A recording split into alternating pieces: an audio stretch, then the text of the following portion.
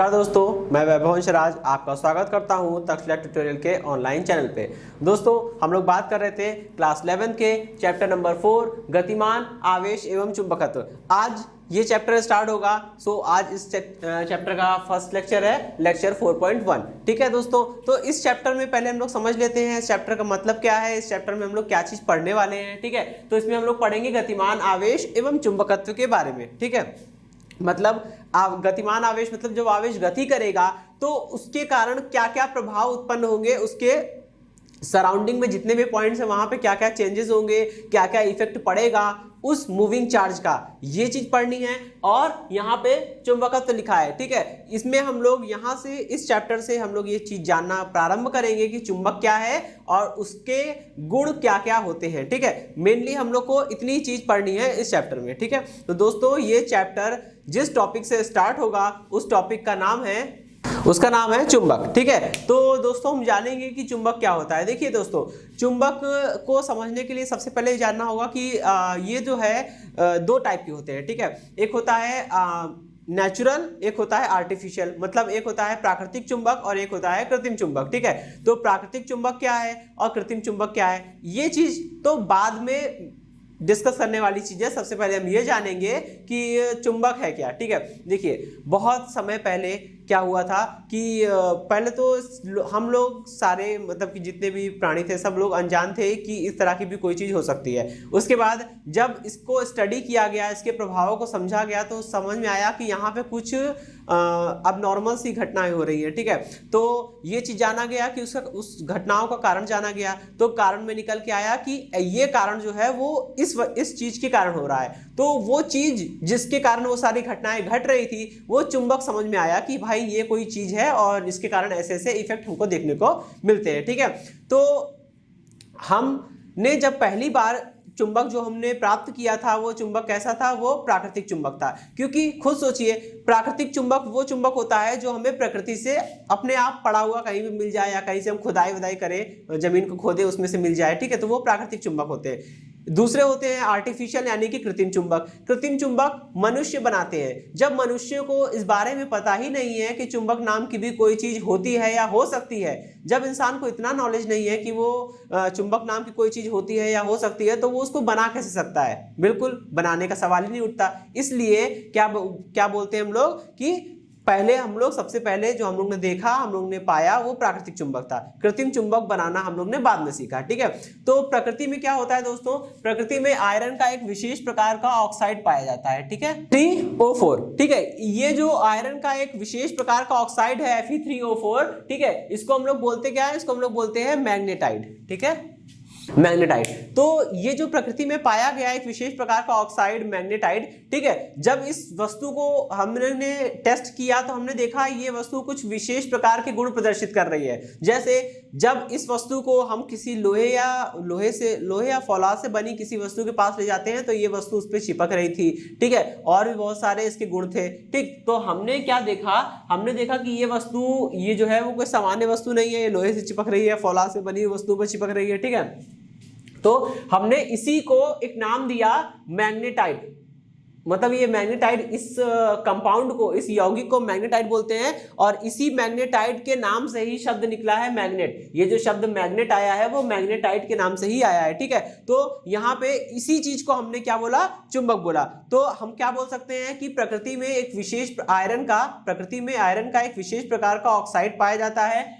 ठीक है, जिसे Fe3O4 यानी कि मैग्नेटाइट कहते हैं। यह यौगिक, यह आयरन का यह ऑक्साइड एक विशेष प्रकार के गुण को प्रदर्शित करता है, जैसे ये लोहे की और फौलाद की बनी वस्तुओं पर चिपकता है। ठीक है, इस वस्तु को ही, इस यौगिक को ही, इस आयरन के इसी ऑक्साइड को हम लोग क्या बोलते हैं, इसी को हम लोग बोल रहे हैं मैग्नेट यानी कि चुंबक। इतनी बात समझ में आ गई? ओके, अब देखिए ये जो मैग्नेट है ये दो प्रकार के होते हैं। ठीक है, फिर बाद में क्या हुआ, बाद में ये हुआ कि हमको जब मैग्नेट के बारे में जानकारी मिल गई, समझ में आ गया, तो हमने अपने से खुद से मैग्नेट बनाना शुरू कर दिया। तो उसे बोलते हैं आर्टिफिशियल मैग्नेट यानी कि कृत्रिम चुंबक। ठीक है, तो वो कैसे बना, देखिए जब ये थिंकिंग डेवलप हो गई, अंडरस्टैंडिंग डेवलप हो गई कि भाई चुंबक क्या है और चुंबक से मतलब चुंबक के प्रभाव क्या हैं, उसके गुण क्या हैं, तो हमने क्या किया, उसको बनाने का भी रास्ता खोजा।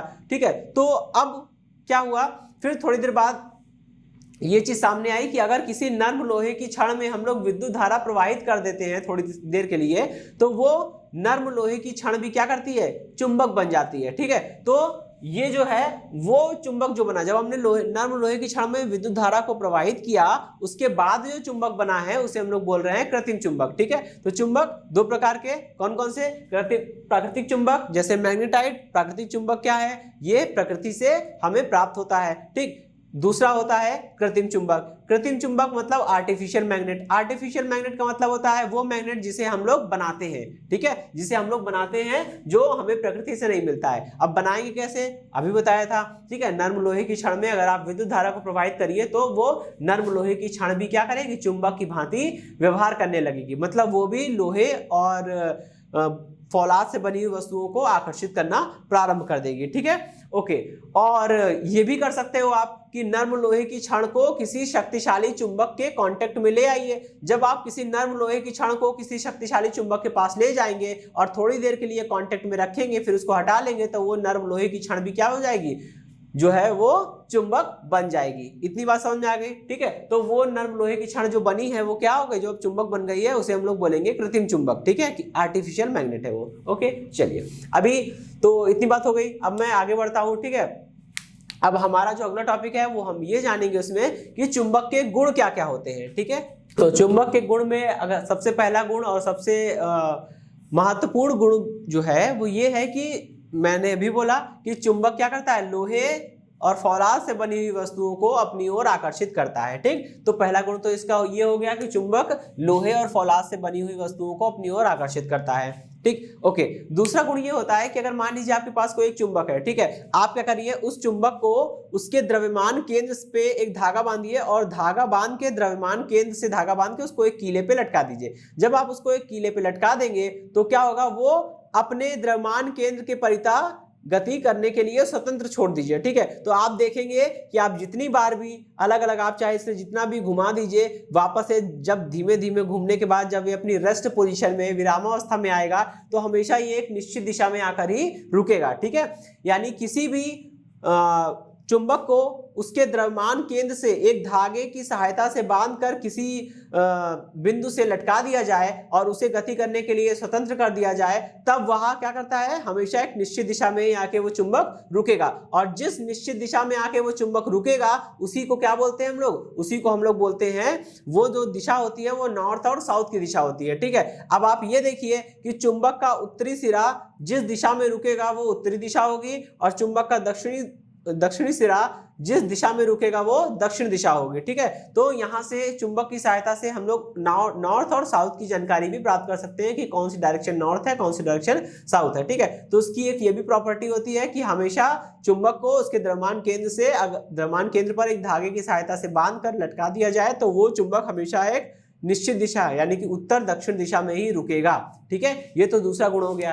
तीसरा गुण क्या होता है दोस्तों ये होता है कि चुंबक की बात अगर हम कर रहे हैं तो जब किसी नर्म लोहे की छड़ को आप किसी चुंबक के पास, किसी शक्तिशाली चुंबक के पास लाके रखते हैं कांटेक्ट में, तो थोड़ी देर में वो नर्म लोहे की छड़ भी क्या करना प्रारंभ कर देती है, चुंबक की भांति व्यवहार करना प्रारंभ कर देती है, चुंबक के गुण प्रदर्शित करने लगती है। और यही जो गुण है ना, इसी को बोलते हैं चुंबकीय प्रेरण।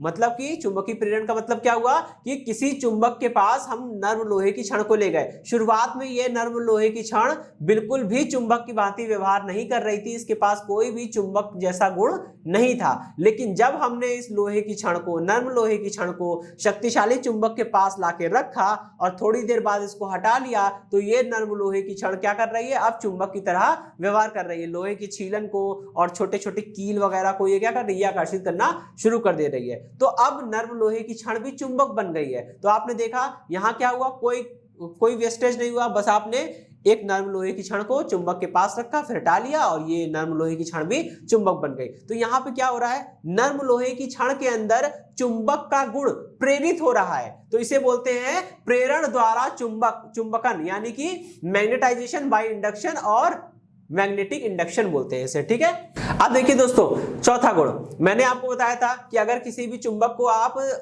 द्रव्यमान केंद्र पर एक धागे की सहायता से बांध के उसको लटका देंगे तो वो चुंबक हमेशा उत्तर दक्षिण दिशा में रुकेगा। ठीक है, तो दक्षिण की दिशा में चुंबक का जो सिरा आके रुकता है उसे दक्षिण खोजी सिरा कहते हैं। ठीक है, यानी कि साउथ सीकिंग पोल। और इसी तरह से उत्तर की दिशा में जो सिरा आके रुकेगा उसे बोलते हैं उत्तर खोजी ध्रुव, यानी कि नॉर्थ सीकिंग पोल। ठीक है, तो ये नॉर्थ एंड साउथ सीकिंग पोल जो होते हैं वो एक्चुअली डायरेक्शन को ही बता रहे हैं। तो यहाँ पे ये हो गया इसका चौथा गुण। और पांचवा गुण जो है, एक दोस्तों तीसरा गुण जो मैंने बताया था चुंबकीय प्रेरण वाला कॉन्सेप्ट। ठीक है, एक वो इंपॉर्टेंट था। तीसरा वाला गुण चुंबकीय प्रेरण कि वही शक्तिशाली चुंबक के पास नर्म लोहे की छड़ को रखा, फिर हटा लिया, नर्म लोहे की छड़ क्या हो गई, चुंबक बन गई। ये चुंबकीय प्रेरण वाला कॉन्सेप्ट जो था, थर्ड वाला पॉइंट इंपॉर्टेंट है। और एक इंपॉर्टेंट पॉइंट है पांचवा वाला जो मैं बताने जा रहा हूँ। ठीक है, ठीक दोस्तों, पांचवा पॉइंट जो है वो इस डायग्राम को देख के आप समझ ही रहे होंगे अच्छे से। ठीक है, ये कोई एक क्षण चुंबक है। क्षण चुंबक क्या होती है? क्षण चुंबक भी एक प्रकार का कृत्रिम चुंबक ही है। ठीक है, हम लोग यही करते हैं प्रैक्टिकल वगैरह में, जब हम लोग यूज करते हैं जो लेबोरेटरी में, वो हमारा कृत्रिम चुंबक होता है, वो क्षण चुंबक या दंड चुंबक हम लोग उसे बोलते हैं। ठीक है, बार मैग्नेट बोलते हैं इंग्लिश में। ठीक, तो वो जो बार मैग्नेट होता है वो क्या होता है, उसको हम लोग बनाते हैं ऐसे ही है, नर्म लोहे की छड़ में विद्युत धारा प्रवाहित करके या नर्म लोहे की छड़ को किसी शक्तिशाली चुंबक के कांटेक्ट में रख देते हैं और फिर थोड़ी देर बाद उसको चेक करते हैं, उसको टेस्ट करते हैं, तो वो भी चुंबक की तरह व्यवहार करने लगती है। ठीक है, तो उसी को पीसेस में काट दिया जाता है, वो हमारा बार मैग्नेट बन जाता है। ठीक है, किसी क्षण चुंबक को मैंने यहाँ पे दिखाया हुआ है। आपने एक क्षण चुंबक लिया, उसका एक सिरा नॉर्थ होगा, एक सिरा साउथ होगा, कोई भी एक सिरा नॉर्थ होगा, कोई भी एक सिरा साउथ हो सकता है।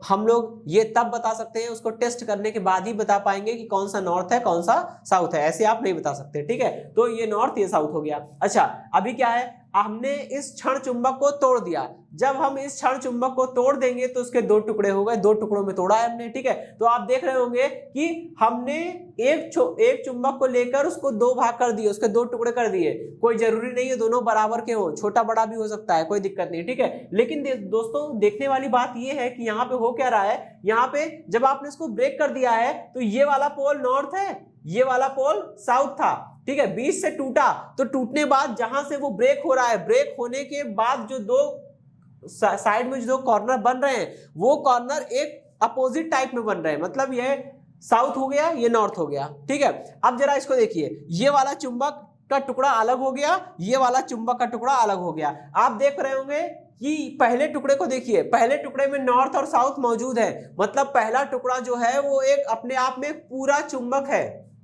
और दूसरा टुकड़ा जो है वो भी अपने आप में क्या है, एक पूरा चुंबक है। ठीक, फिर हमने क्या किया, इस पहले टुकड़े को भी दो भागों में बांट दिया और दूसरे टुकड़े को भी हमने दो भागों में तोड़ दिया। जब हमने पहले और दूसरे टुकड़े दोनों को दो दो भागों में तोड़ दिया, फिर हम देख रहे हैं कि यहां से जो चार टुकड़े मिल रहे हैं, ये चारों टुकड़े क्या है, अपने आप में एक पूर्ण चुंबक है, क्योंकि नॉर्थ साउथ देखिए, नॉर्थ साउथ दोनों पोल बन रहे हैं, मतलब ये भी क्या है, अपने आप में एक पूर्ण चुंबक है। ओके, चलिए, तो पांचवा पॉइंट क्या बताता है, पांचवा पॉइंट ये बताता है कि चुंबक को अगर हम चाहे जितने भागों में भी विभाजित क्यों ना करें, चुंबक को चाहे जितने भागों में विभाजित क्यों ना किया जाए, प्रत्येक भाग अपने आप में एक पूर्ण चुंबक होता है, मतलब उसमें नॉर्थ और साउथ दोनों प्रकार के पोल्स पाए जाते हैं। ठीक है, तो यानी कि चुंबक को आप चाहे जितना छोटा कर दीजिए, चाहे उसको इतना छोटा करिए, उसके अणु, उसके परमाणु तक को अलग कर दीजिए, आप एक एक परमाणु भी सेपरेट कर देंगे ना, तो एक परमाणु भी अपने आप में पूरा चुंबक होगा, उसमें भी नॉर्थ और साउथ दोनों प्रकार के पोल होंगे। ठीक है, ओके, यानी कि होता क्या है, चुंबकत्व में, मैग्नेटिज्म में सिंगल पोल एग्जिस्ट ही नहीं करता है, मतलब कि चुंबकत्व में एक पोल पाया जाए, चुंबक में केवल साउथ पोल हो जाए या केवल नॉर्थ पोल हो जाए, ऐसा पॉसिबल नहीं है। ठीक है, और ये पॉइंट बहुत इंपॉर्टेंट है, क्योंकि ये पॉइंट जो है वो फॉलो होता है यहाँ पे, जैसे आपने वैद्युत स्थैतिकी में गॉस की प्रमेय पढ़ी है, वैसे चुंबकत्व में भी गॉस की प्रमेय होती है, समय आने पे हम लोग उस पर चर्चा करेंगे। ठीक है, तो चुंबकत्व में जो गॉस की प्रमेय होती है वो यही बताती है कि चुंबकत्व में या चुंबक में एक सिंगल पोल का कोई अस्तित्व नहीं होता है, यानी कि चुंबकत्व में एकल ध्रुव का कोई भी अस्तित्व नहीं होता है, वो पाए ही नहीं जाते हैं। ऐसा कोई चुंबक आपको नहीं मिलेगा जिसमें केवल नॉर्थ हो या केवल साउथ पोल हो। ठीक है, ओके, तो ये पॉइंट इसलिए भी इंपॉर्टेंट है। और थर्ड वाला इसलिए इंपॉर्टेंट है क्योंकि थर्ड वाले में क्या मिल रही है, हमें चुंबकीय प्रेरण की परिभाषा सीखने को मिल रही है। चुंबकीय प्रेरण क्या होता है, एक नंबर में एग्जाम में आ सकता है। ठीक है, ओके दोस्तों। चुंबकीय क्षेत्र, मैग्नेटिक फील्ड। मैग्नेटिक फील्ड देखिए क्या होती है, जैसे हमने वैद्युत क्षेत्र पढ़ा था, बिल्कुल वैसे ही चुंबकीय क्षेत्र भी हम लोग समझ सकते हैं। ठीक है, वैद्युत क्षेत्र और चुंबकीय क्षेत्र को दोनों को कंपेयर करके पढ़ेंगे तो थोड़ा ज्यादा अच्छा रहेगा, क्योंकि दोनों में एनालॉजी काफी है, दोनों एक ही जैसे हैं, बस थोड़ा सा अंतर करेंगे और बाकी सारा लॉजिक सेम है। वो चैप्टर समझा तो ये चैप्टर भी आराम से समझ में आ जाएगा। ठीक है, ओके। तो वैद्युत क्षेत्र क्या होता था, किसी आवेश के चारों ओर का वो क्षेत्र जिसके भीतर कोई अन्य आवेश इस आवेश के कारण लगने वाले बल का अनुभव कर सकता है या इसके प्रभावों का अनुभव कर सकता है। क्या कहलाता है दोस्तों, वो कहलाता है आपका चुंबकीय, सॉरी दोस्तों, जैसे हमने वैद्युत क्षेत्र के बारे में बात की थी। वैद्युत क्षेत्र क्या होता है, किसी भी आवेश के चारों ओर का वह क्षेत्र जिसके भीतर कोई अन्य आवेश इसके कारण लगने वाले बल का अनुभव कर सकता है या उसके प्रभावों का अनुभव कर सकता है। क्या कहलाता है, चुंबकीय। देखिए दोस्तों, अभी हमारा टॉपिक क्या है, चुंबकीय क्षेत्र। ठीक है, तो चुंबकीय क्षेत्र समझने से पहले हमें इस बारे पे बात करनी होगी कि वैद्युत क्षेत्र क्या होता है। ठीक है, वैद्युत क्षेत्र के बारे में हमने चैप्टर नंबर 1 में पढ़ा हुआ था। वैद्युत क्षेत्र और चुंबकीय क्षेत्र में काफी एनालॉजी है, दोनों काफी हद तक सेम है, तो एक बार उसको रिवाइज करते हैं। देखिए, वैद्युत क्षेत्र क्या था कि किसी भी आवेश के चारों ओर का वह क्षेत्र जिसके भीतर कोई अन्य आवेश इसके प्रभावों या इसके कारण लगने वाले बल का अनुभव कर सकता है। क्या कहलाता है, वैद्युत क्षेत्र कहलाता है। बिल्कुल वैसा ही चुंबकीय क्षेत्र में क्या होता है, किसी चुंबक के चारों ओर का वह क्षेत्र जिसके भीतर कोई अन्य चुंबकीय पदार्थ इसके कारण लगने वाले चुंबकीय बल का अनुभव कर सकता है। क्या कहलाता है, वो कहलाता है आपका चुंबकीय क्षेत्र। ठीक है, जैसे वहां पे आवेश के चारों ओर का क्षेत्र था, यहाँ चुंबक के चारों ओर का क्षेत्र है, और चुंबक के चारों ओर का वह क्षेत्र जिसके भीतर कोई अन्य चुंबकीय पदार्थ इसके कारण लगने वाले बल का, चुंबकीय बल का अनुभव कर पाए, वो कहलाता है चुंबकीय क्षेत्र। ठीक है दोस्तों, तो ये टॉपिक तो खत्म होता है, अब हम लोग बात करेंगे अपने नेक्स्ट टॉपिक के बारे में। ओके दोस्तों, अब देखिए, जैसे वहां पे हमने, अब हमारा अगला टॉपिक क्या है दोस्तों, हमारा अगला टॉपिक है चुंबकीय बल रेखाएं। जैसे वहां पे वैद्युत क्षेत्र पढ़ने बाद वैद्युत बल रेखाएं पढ़ी थी, यहाँ पे चुंबकीय क्षेत्र पढ़ने के बाद चुंबकीय बल रेखाओं के बारे में हम लोग बात करेंगे। ठीक है दोस्तों, चुंबकीय बल रेखाएं क्या होती हैं, जैसे वैद्युत बल रेखाएं क्या थी कि अगर किसी वैद्युत क्षेत्र के भीतर किसी आवेश को गति करने के लिए स्वतंत्र किया जाए तो वह आवेश जिस पथ पर चलेगा, जिस रास्ते पर चलेगा, वही पथ, वही रास्ता क्या कहलाता है, वैद्युत बल रेखाएं कहलाता है। ठीक है, बिल्कुल वैसे ही अगर वहां पे वैद्युत क्षेत्र था, यहाँ पे चुंबकीय क्षेत्र कर देंगे। ठीक है, तो किसी चुंबकीय क्षेत्र के भीतर किसी चुंबकीय द्विध्रुव को गति करने के लिए स्वतंत्र करने पर वो चुंबकीय द्विध्रुव जिस पथ पर गति करेगा वही पथ क्या कहलाती है, वही पथ कहलाती है चुंबकीय बल रेखाएं। ठीक है, एक प्रैक्टिकल होता है, उसमें क्या करता है, उसमें इंटरमीडिएट में एक प्रैक्टिकल हुआ करता है। ठीक है, उसमें हम लोग क्या करते हैं, एक क्षण चुंबक को लेते हैं और उस क्षण चुंबक के कारण चुंबकीय बल रेखाएं खींचनी होती है। ठीक है, और वहां पे क्या करते हैं, चुंबक को एक जगह प्लेस कर देते हैं कागज पे,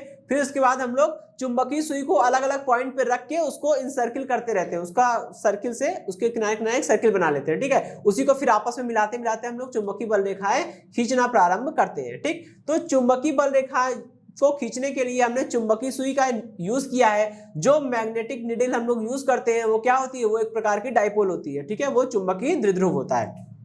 चुंबकीय द्विध्रुव, इसके बारे में हम लोग आगे आने वाले लेक्चर्स में बात करेंगे। ठीक है, तो अभी के लिए क्या है कि चुंबकीय क्षेत्र के भीतर किसी चुंबकीय द्विध्रुव को गति करने के लिए स्वतंत्र करने पर वह जिस पथ पर भी गति करेगा वह पथ क्या कहलाएगा, चुंबकीय बल रेखाएं कहलाएगा। ठीक है दोस्तों, ये टॉपिक खत्म हुआ, अब हम लोग बात करेंगे अपने नेक्स्ट टॉपिक के बारे में। तो दोस्तों अब देखिए, हमारा अगला टॉपिक क्या है, चुंबकीय बल रेखाओं के गुण। तो चुंबकीय बल रेखाओं के गुण ये इंपॉर्टेंट है। ठीक है, ये आपसे 2 नंबर के क्वेश्चन में पूछ सकते हैं, टोटल 3-4 पॉइंट होते हैं, आपको वो लिखना है। ठीक है, ओके। तो वही बात है कि जैसे वहां पे हमने पहले चैप्टर में वैद्युत बल रेखाओं के गुण पढ़े थे, यहाँ पे चुंबकीय बल रेखाओं के गुण पढ़ने, और काफी गुण तो मैच भी करते हैं। ठीक है, जैसे पहला गुण, वैद्युत बल रेखाओं के गुण में पहला पॉइंट क्या था कि वैद्युत बल रेखाएं सतत, काल्पनिक और निष्कोण वक्र होती हैं। बिल्कुल वैसा ही पहला पॉइंट इसका भी है कि चुंबकीय बल रेखाएं सतत,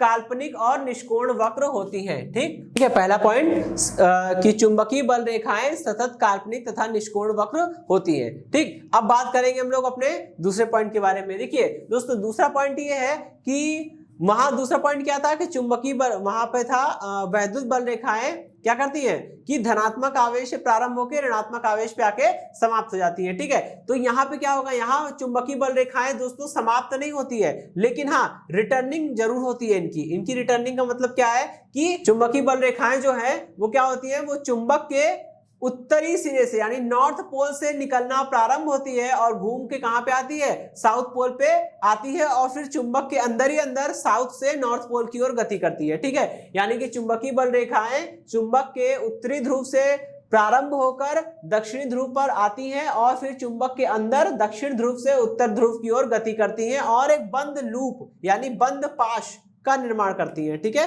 ओके, तो ये तुम्हारा दूसरा पॉइंट हो गया। तीसरा पॉइंट क्या होता है, तीसरा पॉइंट है दोस्तों कि चुंबकीय बल रेखाएं जो हैं उस चुंबकीय बल रेखाओं के किसी बिंदु पर खींची गई स्पर्श रेखा उस बिंदु पर चुंबकीय क्षेत्र की दिशा को बताती है। ठीक है, चुंबकीय बल रेखाओं के किसी बिंदु पर खींची गई स्पर्श रेखा उस बिंदु पर चुंबकीय क्षेत्र की दिशा को बताती है। ठीक, ओके, अब बात करेंगे हम लोग दोस्तों अपने चौथे पॉइंट के बारे में। दोस्तों हमारा चौथा पॉइंट क्या बोलता है, चौथा पॉइंट ये कहता है कि दो चुंबकीय बल रेखाएं कभी भी एक दूसरे को कट नहीं करेगी। क्यों? क्योंकि अगर देखिए दोस्तों, चौथा पॉइंट ये है कि दो चुंबकीय बल रेखाएं कभी भी एक दूसरे को कट नहीं करेगी, क्योंकि अगर वो एक दूसरे को कट करेंगी तो क्या होगा, जिस पॉइंट पे वो कट करेंगी, जो पॉइंट ऑफ इंटरसेक्शन होगा, उस पॉइंट ऑफ इंटरसेक्शन पे हम क्या कर सकते हैं, दो स्पर्श रेखाएं खींच सकते हैं और वो दोनों स्पर्श रेखा उस बिंदु पर चुंबकीय क्षेत्र की दो दिशाओं को बताएगी। ठीक है, यानी कि मतलब चौथे पॉइंट में हम क्या देख रहे हैं कि हमने ये सीखा कि दो चुंबकीय बल रेखाएं कभी भी एक दूसरे को कट नहीं कर सकती, क्योंकि अगर दो बल रेखाएं एक दूसरे को कट करेगी तो पॉइंट ऑफ इंटरसेक्शन पे यानी दोनों रेखाओं के कटान बिंदु पर हम दो स्पर्श रेखा खींच सकते हैं। और अभी हमने थर्ड वाले पॉइंट में क्या पढ़ा कि अगर चुंबकीय बल रेखाओं के किसी बिंदु पर आपने स्पर्श रेखा खींची है तो वो उस बिंदु पर चुंबकीय क्षेत्र की दिशा को बता रही है। ठीक है, यहाँ पे देखिए, इस बिंदु पर हमने दो स्पर्श रेखा खींचने में हम कामयाब हो गए, तो इस बिंदु पर हम दो स्पर्श रेखा खींच दिए हैं। इसका मतलब क्या हुआ कि इस बिंदु पर चुंबकीय क्षेत्र की दो दो दिशाएं हैं, जो कि कभी संभव हो ही नहीं सकता, क्योंकि अगर आप एक ही चुंबकीय क्षेत्र में खड़े हैं तो एक चुंबकीय क्षेत्र में खड़े होने के बाद किसी एक बिंदु पर आप देखेंगे तो उसकी चुंबकीय क्षेत्र की केवल एक दिशा मिलेगी। ऐसा नहीं है कि एक बड़े से चुंबकीय क्षेत्र के भीतर कोई एक बिंदु ले लिया, उस बिंदु के अंदर चुंबकीय क्षेत्र की चार दिशाएं मिल रही है, ऐसा नहीं होगा। ठीक है, तो ये बात यहाँ पे फॉलो नहीं होती है। अगर ये फॉलो होगी तो वो जो तीसरा पॉइंट हमारा वो गलत साबित हो जाएगा, और तीसरा पॉइंट गलत है नहीं, इसलिए हमारा चौथा पॉइंट फॉलो नहीं करेगा। मतलब दो बल रेखाएं कभी भी एक दूसरे को कट नहीं करनी चाहिए। ठीक है, ओके। पांचवा पॉइंट दोस्तों हमारा ये है कि अगर हम बात करते हैं चुंबकीय बल रेखाओं की, तो चुंबकीय बल रेखाओं का घनत्व, दोस्तों पांचवा पॉइंट ये है कि अगर हम बात करें चुंबकीय बल रेखाओं की, तो चुंबकीय बल रेखाओं का जो घनत्व होता है वो चुंबकीय क्षेत्र की तीव्रता के अनुक्रमानुपाती होता है। ठीक है, यहाँ पे दोस्तों मैं पॉइंट ले रहा हूं। ठीक है, देखिए दोस्तों, एक ही चुंबकीय क्षेत्र है, इस चुंबकीय क्षेत्र के भीतर हमने दो पॉइंट लिए हैं, पहला पॉइंट है P, दूसरा पॉइंट है Q। ठीक है, तो जिस बिंदु पर चुंबकीय बल रेखाओं का घनत्व ज्यादा होगा उस बिंदु पर चुंबकीय क्षेत्र की तीव्रता का मान कम होगा। इसका मतलब जिस बिंदु पर चुंबकीय बल रेखाओं का घनत्व ज्यादा होगा उस बिंदु पर चुंबकीय क्षेत्र की तीव्रता का मान भी ज्यादा होगा। देखिए दोस्तों, बिंदु P पर चुंबकीय बल रेखाओं का घनत्व ज्यादा है, बिंदु Q पर चुंबकीय बल रेखाओं का घनत्व कम है। इसका मतलब चुंबकीय क्षेत्र किधर ज्यादा होगा, चुंबकीय क्षेत्र ज्यादा होगा बिंदु P पर, और कम किस पे होगा, कम होगा बिंदु Q पर।